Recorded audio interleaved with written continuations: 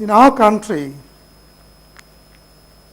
a common complaint that all of us, or most of us as citizens would have, is that we find it difficult to hold our governments accountable for their performance.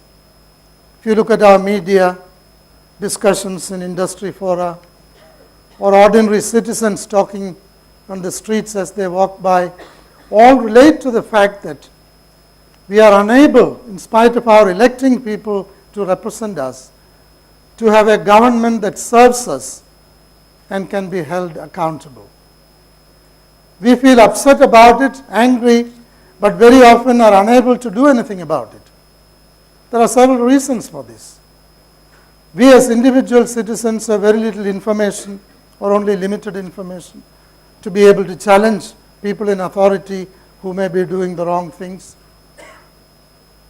We, although as citizens are enthusiastic about doing something, we are not organized for collective action, coming together. You have your job, somebody else is working in the field, someone in the kitchen. How can we get out every day and be working together like an industry forum or a trade union could when they demand what they need? We also lack resources. So there are reasons why we, in spite of our strong feelings about abuses in government, lack of accountability, we are not able to do very much about these problems. In 1992, when I returned from Washington and decided to settle down in Bangalore, that was the situation or predicament that I faced as a citizen. From my neighbors, from my friends, everyone was sounding a note of helplessness about public service in the city, about our water, about our electricity, about our municipal services, roads, you name it.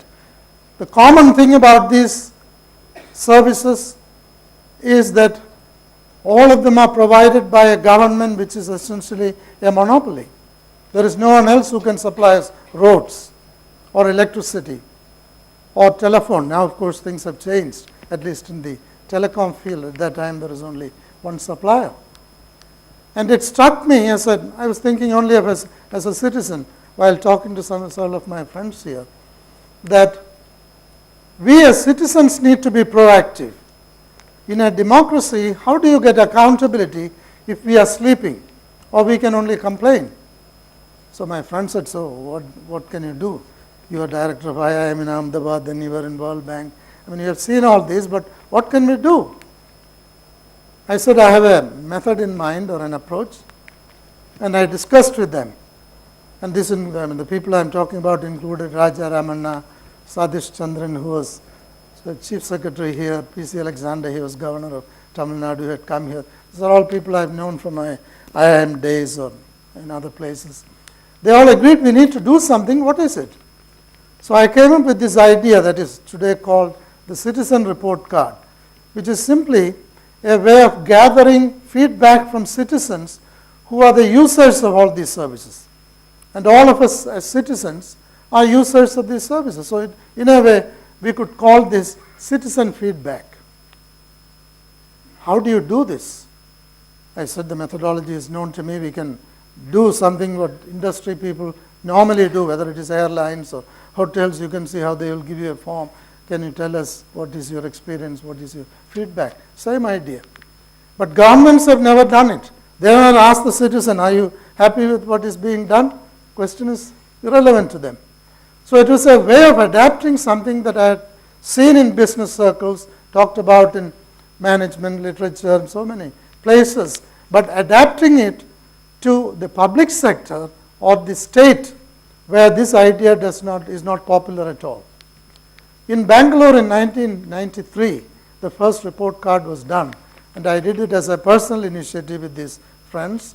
But the results, we decided we will go public with this. Media carried it. We had a press conference, and that is when the government first knew it. Many friends had predicted that, it's risky for you. You can be attacked. You can even be shot, because one of the things we had done was to quantify corruption. BDA was on top. We estimated the per capita, per head transaction payment being made by people.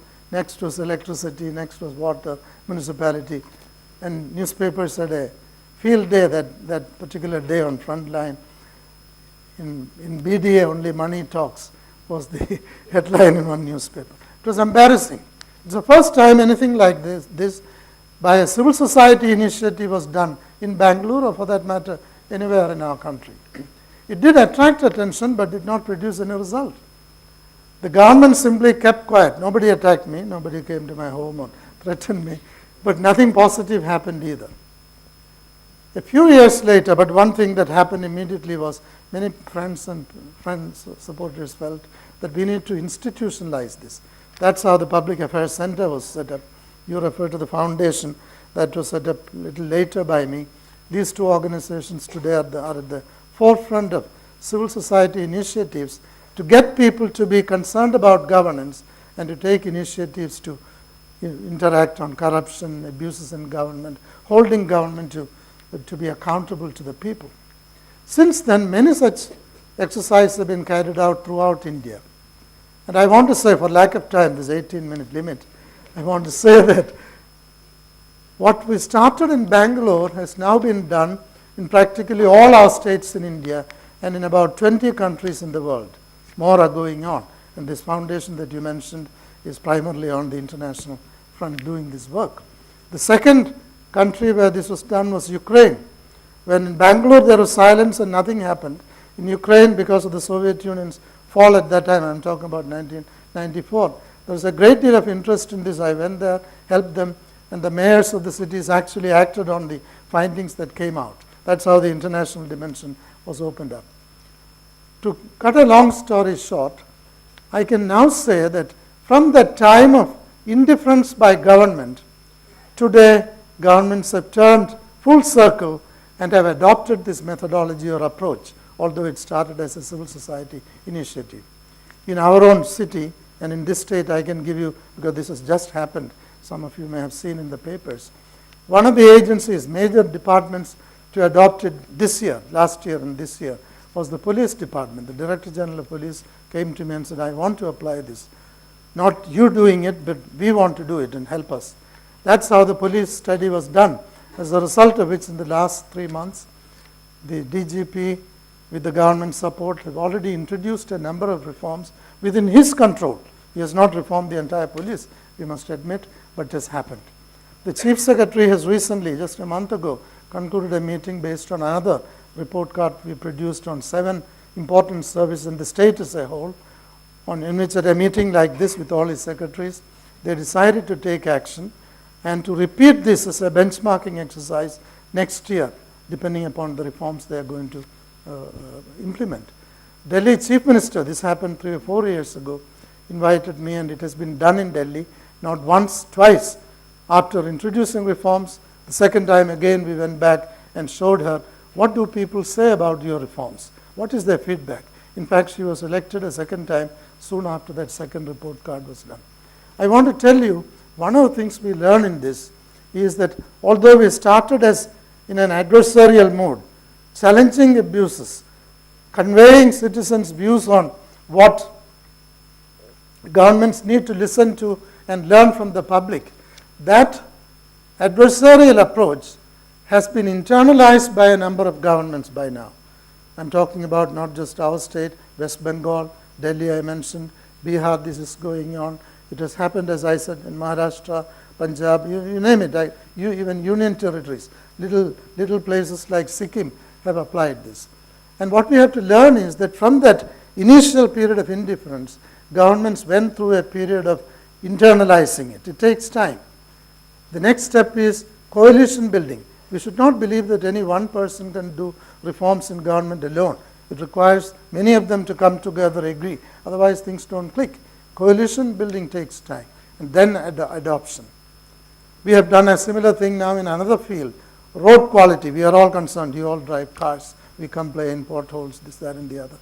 We have developed, with the help of experts in road engineering, a set of tools for citizens to monitor the quality of roads. This was done some 8-9 years ago in Bangalore, and we tried it out with the municipal commissioner, where they actually implemented the suggestions made by our team that applied these tests. Today, you will be surprised to learn, Government of India is adopting this and have asked for our help in trying this out in 7 states in India, practically all of them North Indian states, but we have done this in Orissa and Karnataka already. For lack of time, I want to say that civil society can do these things, and therefore you will ask me, what are the lessons you learned? You may have done this because you had a personal interest or you had the time. How can we all do this? And the lessons I want to mention to you are the following. One, we need to have confidence that civil society initiatives of this kind, and I know many other groups are also now doing similar things in Bangalore and many other cities. But when we started and we had looked around, in Bangalore there wasn't anyone else doing anything of this kind. But those such groups have multiplied since we started. This means replication is possible in this, and we can network and achieve these things if we put our hearts and minds together. So civil society can make an impact is the number one lesson. Number two, although we are, especially as young people, many of you will be impatient, we have to remember that many changes, important changes in life, in governments, in the state, take time. We cannot rush these. Very often international donors, including corporates, are guilty of. They will give some money and say, next year I'll come and measure you. Tell us what is the impact you made. These things don't work that way. I gave you the reasons, the stages through which change comes about. So it takes time is another, and therefore patience in these kinds of efforts are very important. Number three, although we are critical of the state and say many negative things about government, realize or remember there are good people in government too. There are champions, people who found our work as an aid to them. So although you are critiquing them, they say, agree. Many of them are in this city and in many other cities. The Chief Minister of Delhi, she was agreeable to doing it, although she knows this will be critical of what she was doing. Finally, I would say that not only are there friends in government or people who can pick up these ideas and turn them into a reality, but it gives us as civil society or as citizens greater confidence. It builds our capacity. It creates motivation for us to go and network with others and achieve much more. Let me conclude by saying that in a democracy, vigilance of the citizens is key to good governance. We all know that. But how do we translate that into action? It is through initiatives of this kind that you and I can take in our own limited capacity. It is such small things that get replicated and grow into big trees in time. Thank you very much.